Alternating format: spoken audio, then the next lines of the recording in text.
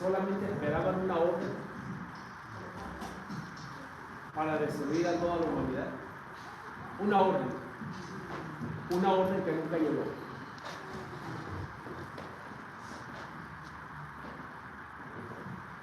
Dijo Jesús, ¿qué no saben que yo le puedo pedir a mi Padre y Él mandaría 12 legiones de ángeles?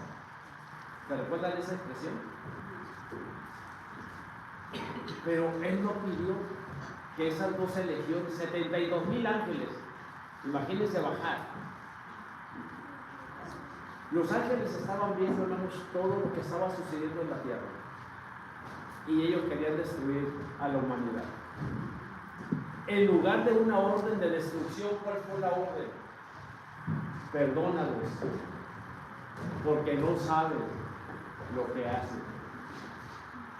Y eso se llama, hermano, misericordia y gracia. Siempre nos enfocamos a la cruz, pero ¿qué pasaba? Imagínense aquí, Dios Padre y los ángeles que conocían al Hijo de Dios, viendo al hombre, hermana, clavándole, abofeteándole, escupiéndole, azotándole. Ellos estaban listos para destruir a la humanidad. Pero Él vino a cumplir la voluntad de Dios, porque de tal manera quiero despertar una inquietud en ustedes. Lean Génesis 5:4. Quiero que se vayan con esa inquietud.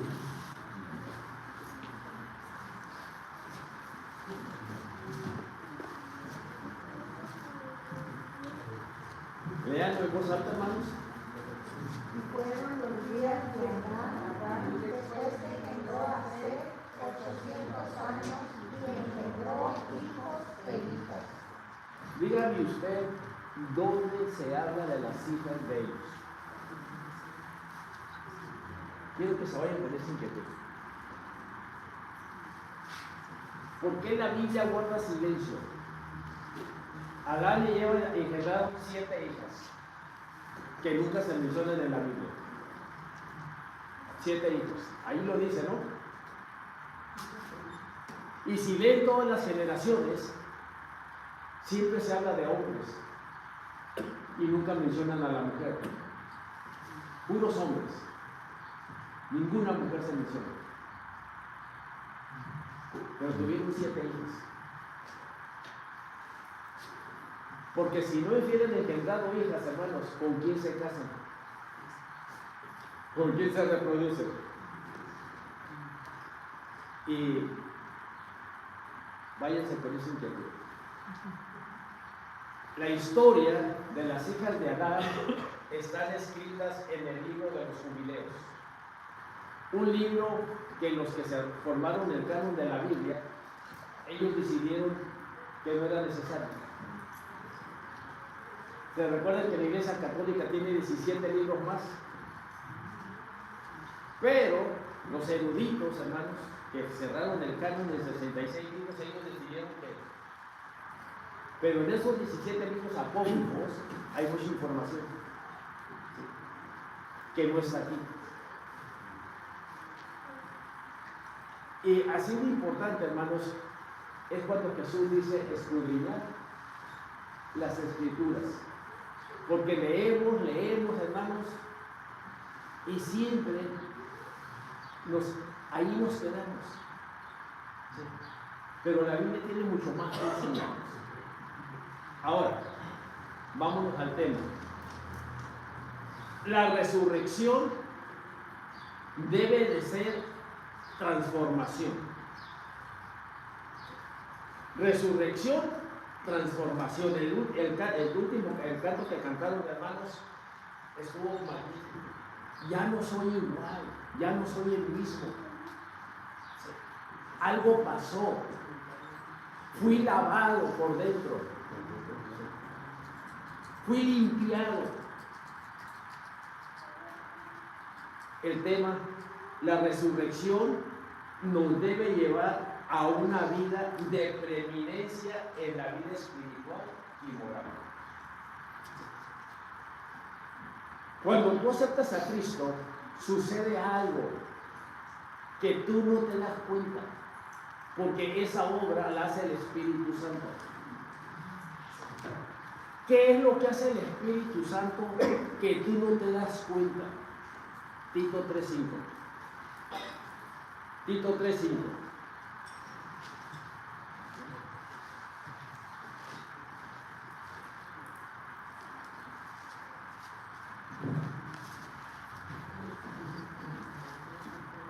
Dice, hermanos, nos salvó no por obras de justicia que nosotros hubiéramos hecho, sino por su misericordia.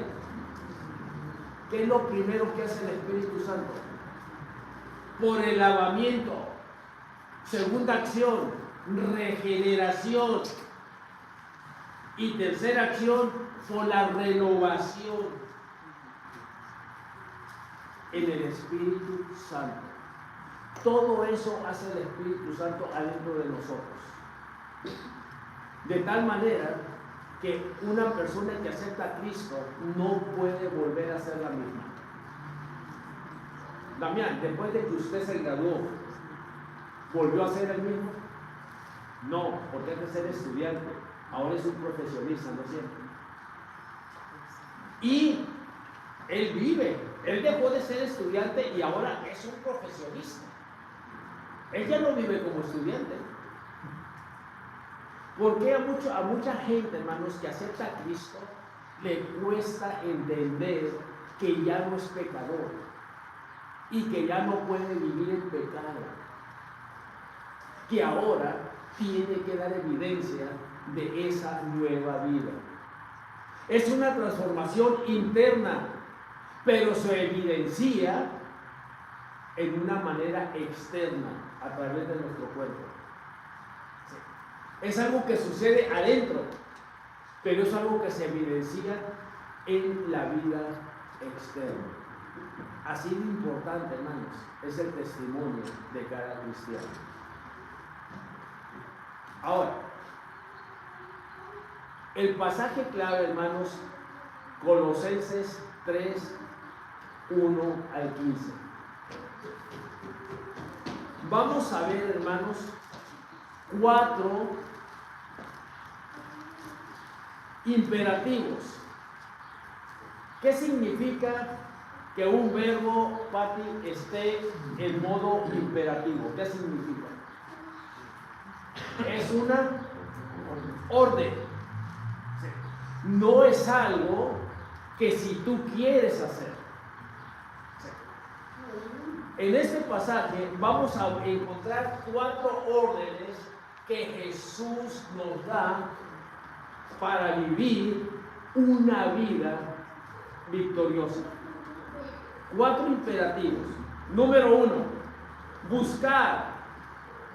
Es el número 1. Y si buscamos, ¿por qué buscamos? Porque algo está escondido. Sí. No buscamos lo que está a la vista. Buscamos lo que está escondido. Tenemos que encontrar algo, ¿no es cierto? Y ahí nos dice por qué tenemos que buscar y dónde tenemos que buscar. El primer imperativo es en el versículo 1. El segundo imperativo es hacer morir.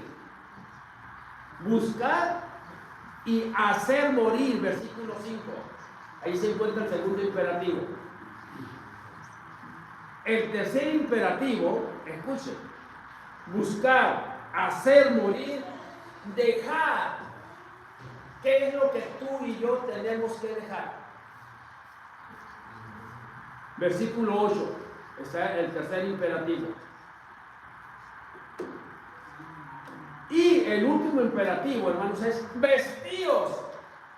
Versículo 12. Vestíos.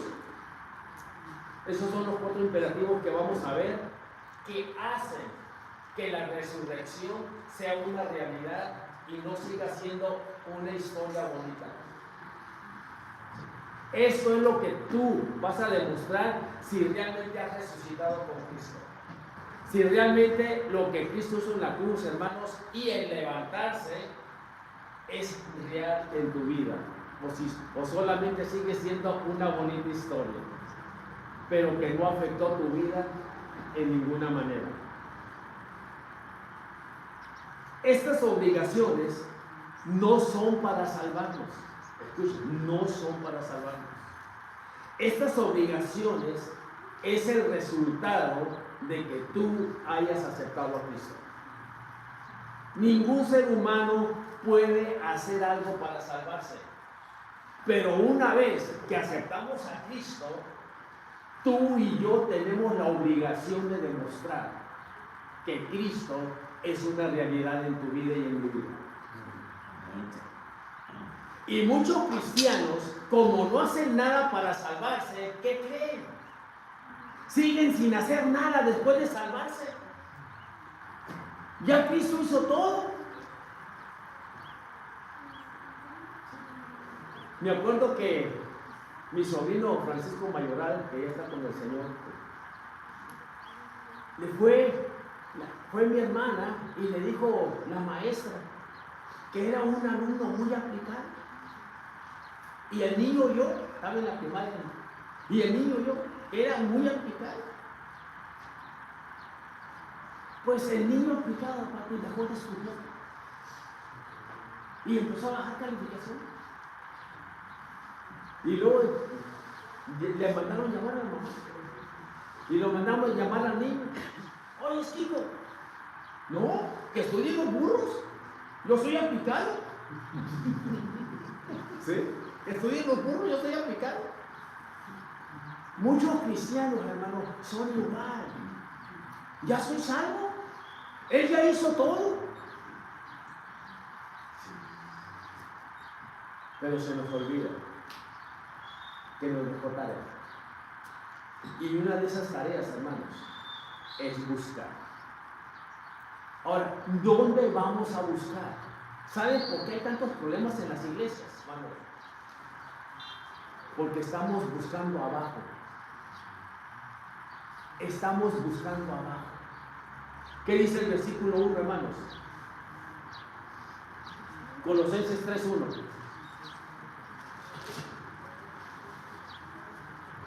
Sí, fíjense bien. Y hermano, sí, vamos a poner, si la resurrección de Cristo es una realidad en tu vida, tú vas a demostrarlo buscando las cosas que...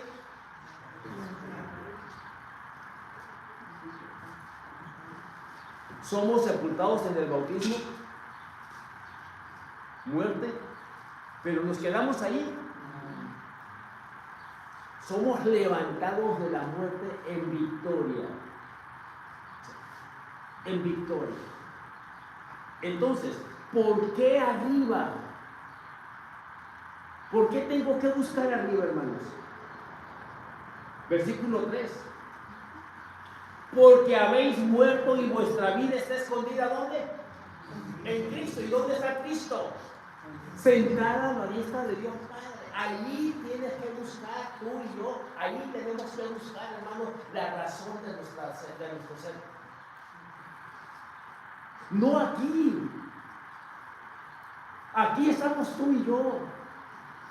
Personas imperfectas, personas en proceso, hermanos. Cristo todavía está trabajando en nuestras vidas. Entonces,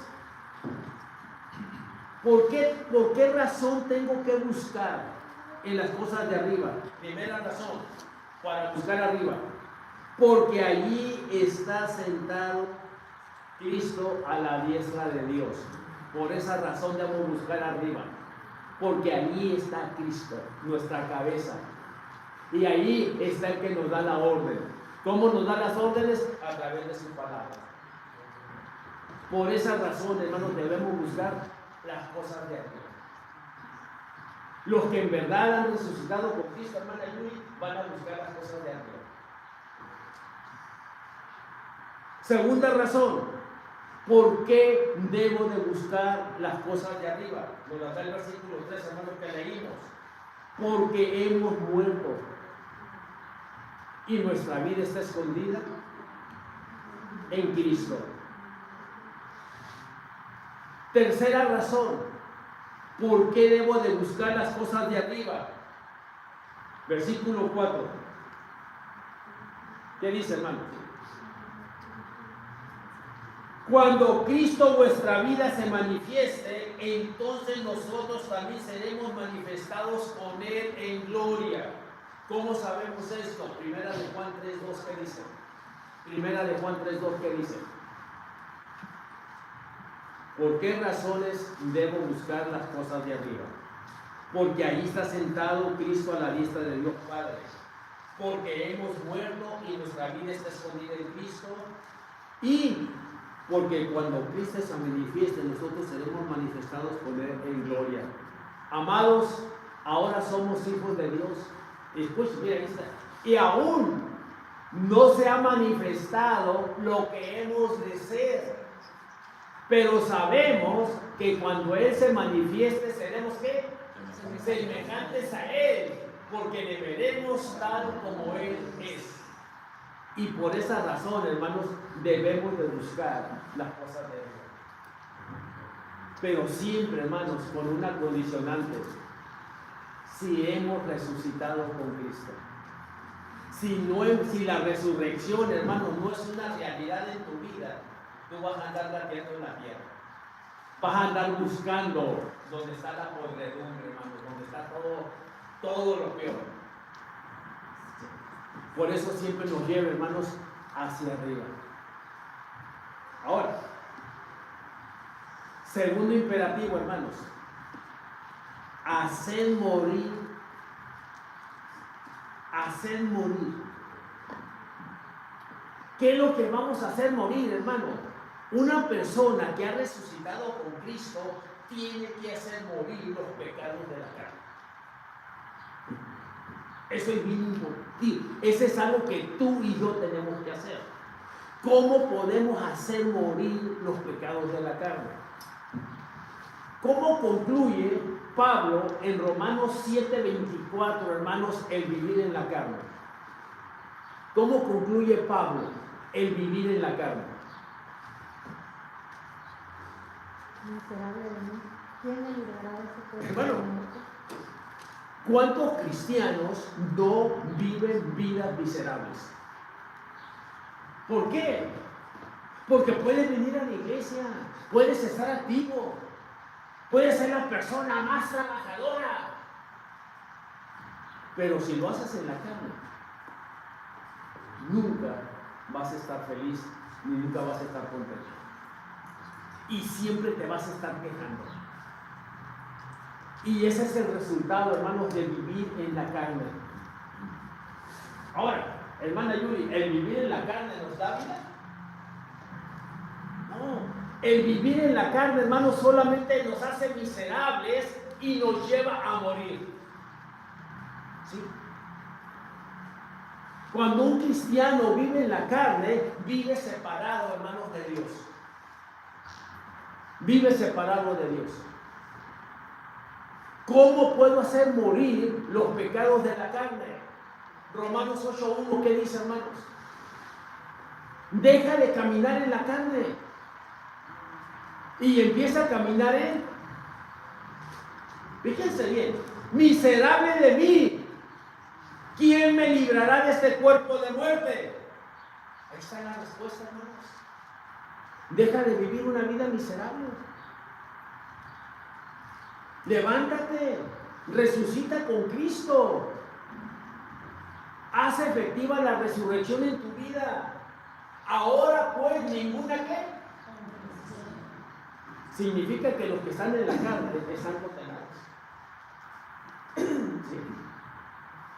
Porque el juicio de Dios viene sobre los hijos. Y vivir en la carne, hermanos, es vivir en desobediencia. Y solamente nos queda juicio. ¿Qué dice Hebreos, hermanos? Horrenda cosa es caer. Y hermano, no está hablando de inconversos, está hablando de cristianos que viven en pecado. ¿Qué pasó con Acán? ¿Cuánto tiempo pudo esconder su pecado? Mira, hermano. Era una ciudad chiquita comparada con Jericó. Una ciudad, hermano, fácil de tomar. Pero no fueron, hermanos. Y no regresaron apaleados, derrotados. Porque le dice Dios a Josué: el pueblo pecó contra mí, quebrantó mi pacto, y hay anatema en medio de mi pueblo. Y mientras que haya anatema en medio de mi pueblo, dice, nunca van a poder vencer a sus enemigos.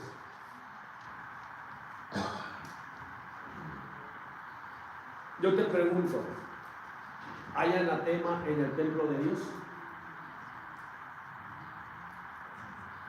Ahora, no piensen aquí. ¿Cuál es el templo de Dios? Tu cuerpo. ¿Hay anatema en el templo de Dios? Y escúchame, dice que mientras que haya anatema en ese templo, hermanos, nunca vas a hacer frente a tus enemigos. Y a veces tu enemigo puede ser una enfermedad. A veces tu enemigo puede ser un problema. A veces tu enemigo puede ser situaciones económicas, etcétera, etcétera, etcétera. ¿Qué dijo Moisés? ¿Qué le pidió Moisés a Dios? Si tú no vas conmigo, yo no doy ni un paso. Yo no doy ni un paso. Miren, hermano, lean la historia que leímos el viernes, hermanos. Génesis 22. Todo el proceso donde Abraham iba a ofrecer a su hijo, hermana Yuli, iban juntos, caminaban juntos. Todo el proceso de Cristo, Dios Padre siempre caminó junto a su hijo. Yo te pregunto, ¿estás caminando tu proceso con Él a tu lado? Él te está acompañando. Podemos cantar: divino compañero del camino, tu presencia va conmigo al transitar. Y van juntos. Eso es bien importante, hermanos. Jesús prometió hoy una cosa, hermana: nunca te dejaré, nunca te desampararé. El hombre nos puede traicionar, el hombre nos puede abandonar, el hombre nos puede mentir, Él no. Él es fiel a sus promesas. Entonces, ¿cuáles son los pecados de la carne, hermanos? Versículos 5 al 7, que dice, hermanos: haced pues morir lo terrenal en vosotros: fornicación, impureza, pasiones desordenadas, malos deseos y avaricia, que es la idolatría. Ok. Los pecados de la carne: la inmoralidad sexual y la idolatría de la avaricia. ¿Por qué razones debo de hacerlas morir? ¿Por qué? Versículos 6 y 7. Cosas por las cuales la ira de Dios viene sobre los hijos de desobediencia, en las cuales ustedes también anduvieron en otro tiempo cuando vivían en ellas. Razones por las cuales debo de hacerlas morir: porque la ira de Dios viene sobre los hijos de desobediencia. Y hermanos, porque pertenecen a la vida pasada. Por esa sencilla razón debemos de hacerla morir, hermana Yuli, porque pertenecen a la vida antigua. Segunda de Corintios 5:17. De modo que si alguno está en Cristo, nueva criatura. Las cosas viejas, aquí todas son hechas. ¿Para qué? Hechas nuevas, ¿para qué? Efesios 2:10. Porque somos hechura suya, criados en Cristo Jesús, para andar de baquetones, para andar de ratas, para andar de mentirosos, para andar en buenas obras. Esa es la vida, hermanos, buenas obras. Que si antes te conocían, qué gacho el muchacho, ver, que te digan, qué buena onda el hermano. Dejemos de ser malos. Ahora que nos conozcan como buenas ondas. Las ondas de la alegría, dicen en Guadalajara. Ahora, resumo. Hacer morir los pecados de la carne. ¿Por qué? Porque si no los hago morir, hermanos, me pongo bajo el juicio de Dios. Dice en Hebreos, hermanos, porque nuestro Dios es fuego. ¿Y qué hace el fuego? Purifica. Purifica. Si tú no haces morir esos pecados, pues hermanos, vas a caer en el fuego de Dios. Y no porque no te quiera, porque Dios te tiene que purificar. Dios te tiene que purificar. Ahora, ¿cuáles son los pecados de espíritu y de la lengua?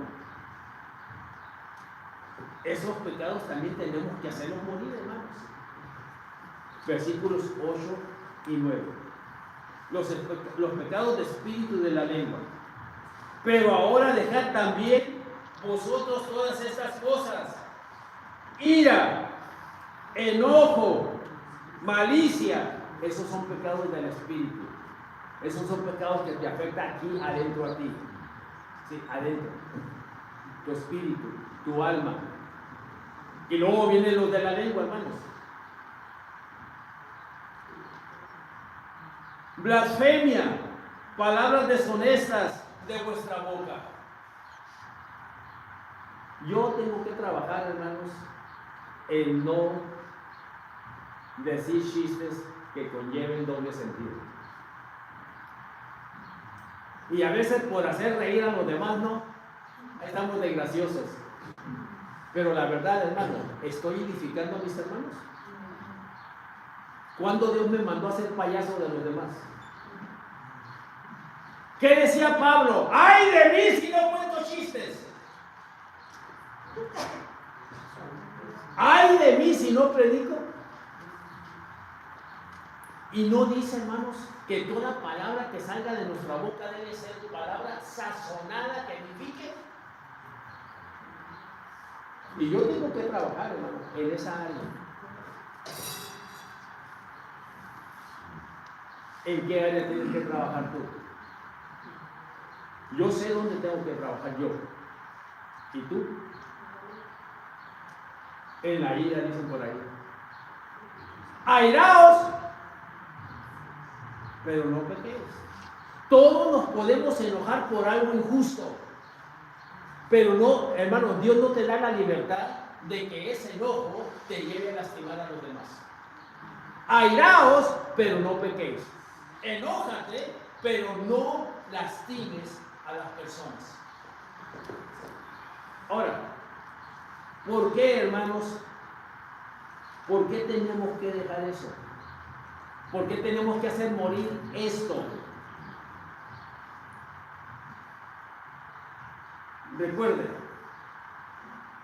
ira, enojo y malicia, blasfemia, palabras deshonestas y mentiras. Razones por qué tenemos que dejarlas. Versículo 9, ahí está la razón, hermanos. Esas son las razones por las cuales tengo que dejarlas. ¿Qué dice, hermanos? No mintáis los unos a los otros, habiendo despojado, ¿qué? Con sus hechos. Con sus hechos.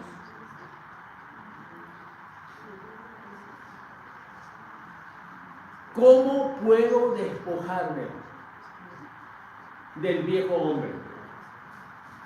¿Cómo puedo despojarme del viejo hombre? La ilustración, hermanos, dice que un día Satanás, hermano, llegó y tocó a las puertas del corazón de Martín Lutero. Y Satanás le pregunta a Martín Lutero: ¿quién vive aquí? Y Martín Lutero le dice: aquí vivía Martín Lutero, ahora vive ¿quién vive en tu corazón? ¿Quién vive en tu corazón? ¿De la abundancia del corazón? Pablo responde de otra manera en cómo podemos despojarnos del viejo hombre con sus hechos. Para que tú y yo nos despojemos del viejo hombre con sus hechos,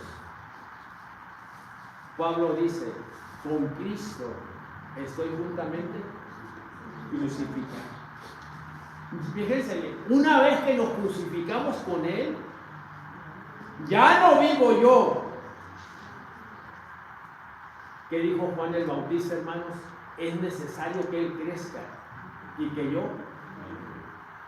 Ya no vivo yo, ahora vive Cristo en mí. Y todo lo que hago, lo hago en el poder del Hijo de Dios, el cual me amó y se entregó a sí mismo por mí. ¿Cuántos no se han crucificado con Cristo? ¿Cuántos todavía viven para darse gusto? Para hacer lo que les gusta. Hermanos, cuando hablamos de vacaciones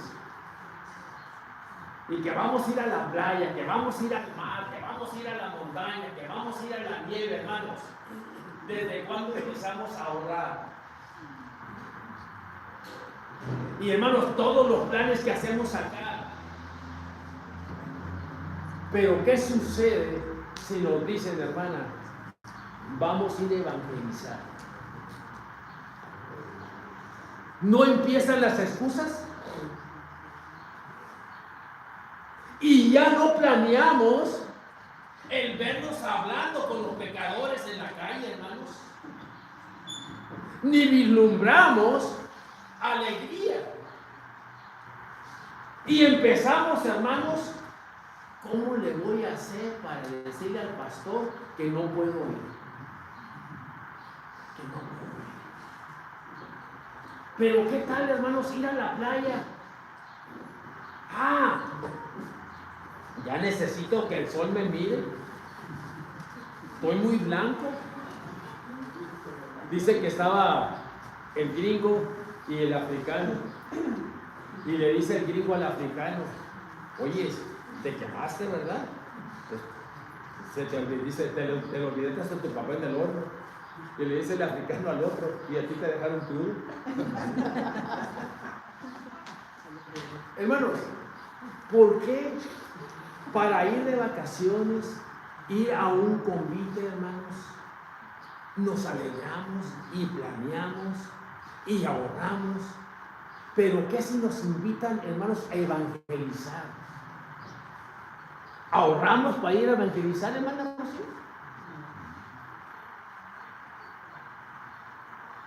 ¿Queremos gastar en evangelizar, hermanos? ¿Y saben por qué, hermanos? Porque cuando tú y yo salimos a evangelizar, empezamos a hacer tesoros en el cielo. ¿Y qué dice Cristo? No hagas tesoros en la tierra. Y hermano, no está mal ir al mar, tirarse un ratito bajo el sol, no está mal. Pero qué hermoso que cuando la ida al mar, hermanos, voy a aprovechar para hablar de mi Dios. Voy a aprovechar para dar testimonio. ¿Sí me entienden? Podemos hacerlo uno sin dejar de hacer. Y es cuando Colosenses dice, hermano, todo lo que hagamos sea del palabra de ellos, Pati, hacerlo. Así que tus vacaciones y mis vacaciones, mija, pueden ser para la honra y gloria de Dios. Dios no está peleado, hermanos, en que nos divirtamos, en que tengamos convites, pero que eso sea un medio para predicar el evangelio.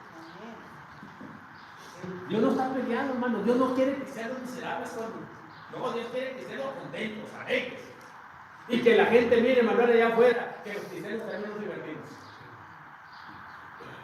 Pero siempre sabiendo que nuestro testimonio tiene que afectar a otros. Ahora,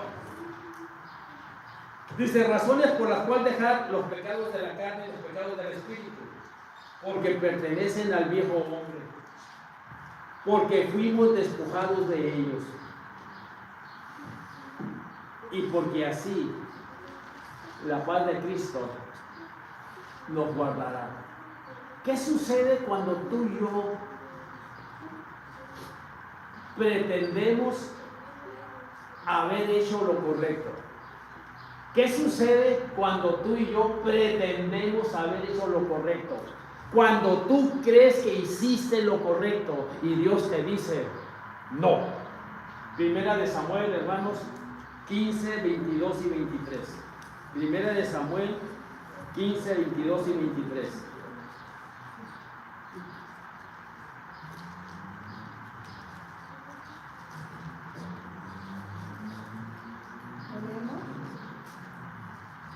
Ahí está en la pantalla, hermanos.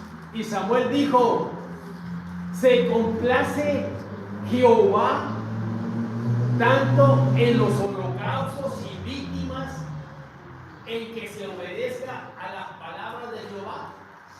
Ciertamente el obedecer es mejor que los sacrificios y el prestar atención que la grosura de los carneros. ¿Cuántas veces vienes tú y te presentas delante de Dios y dices: he obedecido, hice lo que tenía que hacer, y Dios te confronta? No, mijo, usted hizo lo que usted quiso, menos lo que yo le pedí. Cuando tú y yo obedecemos a medias, ¿qué pasa cuando tienes que perdonar? Y hay personas que son selectivas. A él sí, a él no.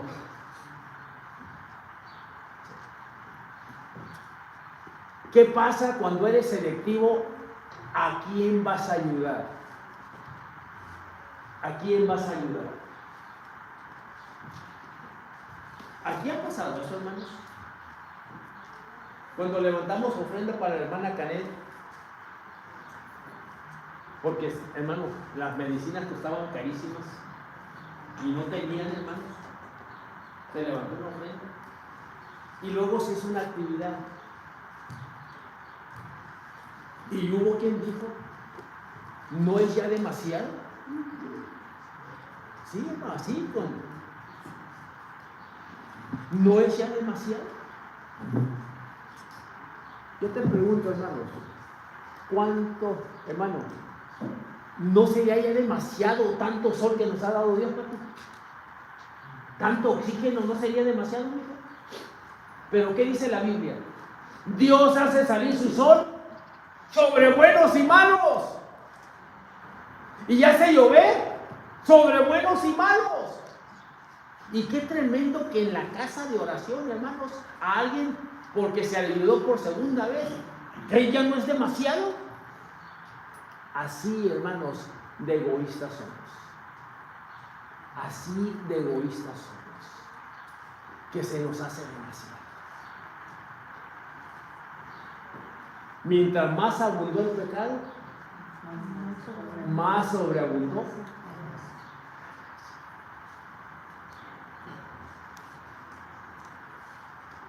Cuando me piden en la calle, le digo: ¿sabes por qué te voy a dar?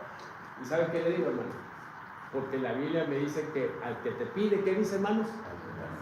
No te dice que lo cuestiones, ¿no es cierto? Dale. ¿Cuántos hemos dicho no tengo y tienes para darme? Y le dices: no tengo. Y luego vienes a la iglesia: ¡Señor, cumplí! ¿Cuántas veces has mentido? Has mentido.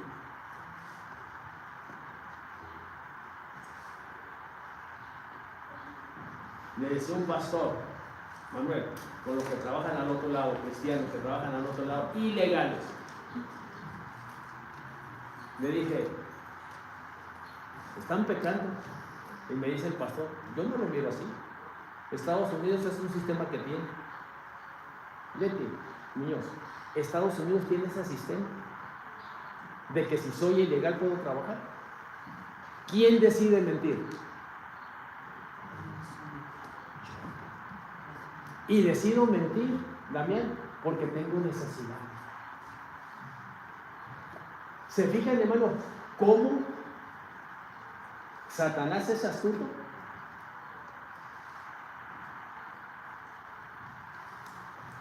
Yo estaba mintiendo, hermanos. Y me agarró. Dios usó a una agente de migración, porque viajamos, Keila, su novio, su pareja, perdón, mi esposa y yo en el mismo carro. Y mi hija Keila entrega todos los documentos. Mi documento tiene dirección de Estados Unidos. La de mi esposa tiene dirección de México. Y me dice el emigrante, ¿esposo o esposa? Sí. ¿Están divorciados? No. ¿Por qué ella México? ¿Por qué tú Estados Unidos? Y quise justificarlo. Y me dice, arregla tu asunto. Ella me pudo quitar la migración. No lo hizo. Arregla tu asunto. ¿Sabes cuánto me costó arreglar mi asunto, hermano? 1,000 pesos. Pagarle a una consejera de migración aquí en Ensenada. Y ella me dijo, Spirit, no hay problema. ¿Ya vives aquí en México? ¿Tienes alguien que te ayude en Estados Unidos que responda por ti? Sí, dije, tengo a mi hijo. Ok. Dile a tu hija que te preste su dirección. ¿Tu hija es solvente? Sí. Tiene muy buen trabajo, tiene casa propia. Dile que te preste su dirección y que ella va a firmar que se va a hacer responsable de ti. Porque cada 6 meses tienes que ir a quedarte una semana para cumplir con el requisito de la ley. Y esa semana tú no vas a hacer carga para Estados Unidos. Tu hija te va a mantener. Y ella firmó la carta, hermanos. Dice, tienes que tener 2 direcciones, el de tu hija, y tienes que abrir una cuenta en el banco. Y tuve que ir a abrir una cuenta en el banco. Y se acabó el problema. Ahora paso, ¿dónde vives? En México. Y ya nadie me dice nada. Bueno, hermano, si los que trabajan ilegalmente quieren trabajar, que piden una visa de trabajo, ¿no es cierto? Pero, hermano, ¿qué sucede? Siguen mintiendo. Y pregúntenles si ellos creen que es pecado, hermanos. No. Ellos creen que tienen una justificación para mentir cada vez que pasa.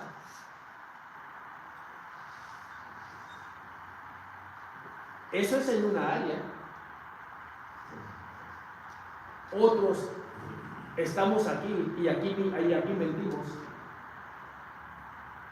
Y hermano, esas son las cosas que tenemos. Miren lo que dice allí, hermanos. Se complace más Jehová. Hermano, pero yo doy mi diezmo. Sí, pero mentiste. Es un diezmo producto de mentira. ¿Qué dice allí, hermanos? Hermano, estoy ayudando por las mejoras de la iglesia. Sí, hermano, pero ¿qué dice allí? Puedes hacer todo eso. Pero Dios dice en Apocalipsis, si no cambias, voy a quitar tu nombre. Fíjense bien lo que dice, hermanos. Voy a quitar tu nombre del libro. Cuidado con eso, hermanos.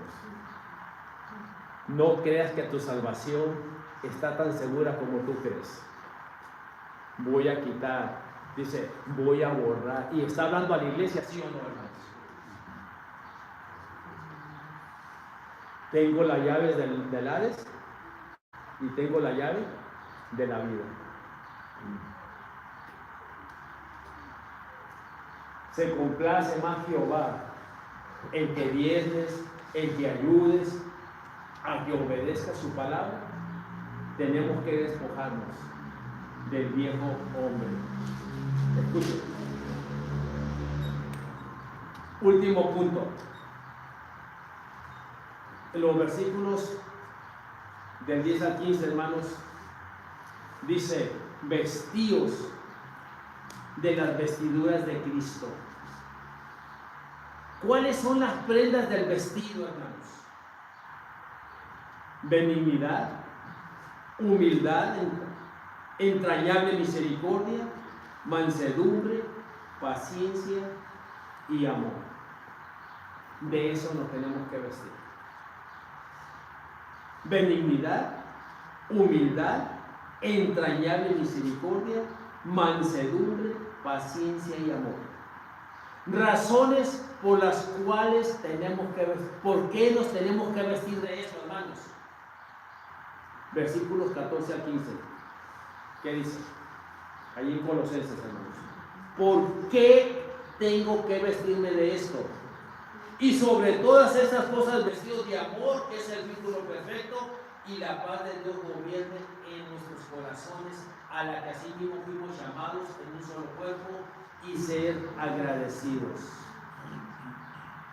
Porque debemos manifestar la imagen de Cristo. Porque es el vestido de los escogidos de Dios. ¿Qué sucede? Fíjese bien. ¿Qué sucede con los que no se visten de Dios? ¿Qué sucede si tú llegas a las bodas del Cordero y no tienes esta vestidura, hermana? ¿Qué sucede? Mateo 22, 11 al 14. Escuchen. Te puede pasar a ti, me puede pasar a mí. ¿Qué dice? Y entró el rey para ver a los convidados. ¿Y qué dice, hermanos? Y vio a un hombre que no estaba vestido de boda. ¿Cuál es el vestido de boda, hermanos? Vestido de benignidad, humildad, entrañable misericordia, mansedumbre, paciencia y amor. ¿Qué pasó? Y le dijo: amigo, ¿cómo entraste aquí sin estar vestido de boda? ¿Mas él qué dice, hermanos? ¿Qué dice lo que sigue?